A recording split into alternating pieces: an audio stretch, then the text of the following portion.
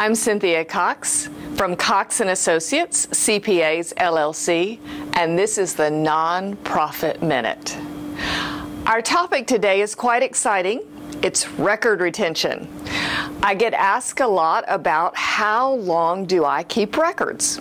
So general rule, 5 to 7 years.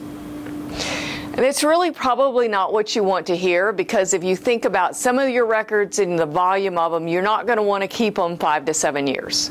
Yet there are other records that when I walk into the nonprofit and ask, where is that title for your building, or where are those construction records, I often don't find them. Let's break up those records and see what we need to keep for shorter periods and for longer periods. Well, let's start with those permanent corporate type documents. Those are the ones you want to keep permanently. You certainly want to keep your letter from the IRS saying that you're a tax-exempt organization. You need your incorporation papers, your bylaws. Permanent corporate records need to be kept indefinitely, and they need to be easy to access. Second, let's talk about IRS records. Now, you're not paying taxes. You may be filing a 990.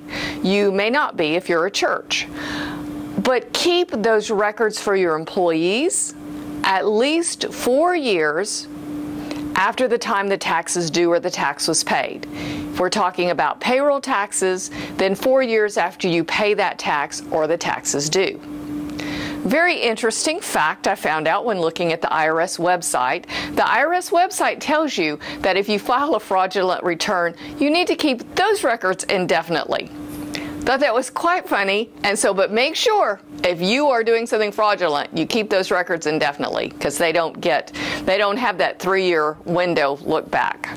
If you are filing a 990, then I would certainly keep that at least 4 years. Probably on those 990s where there is no tax due, I might want to extend that to at least 5 years.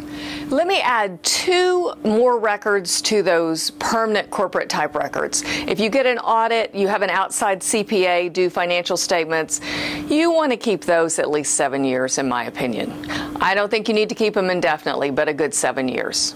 Also, for employee records, you have those permanent type employee records. I think those need to go 4 years after that employee has been terminated.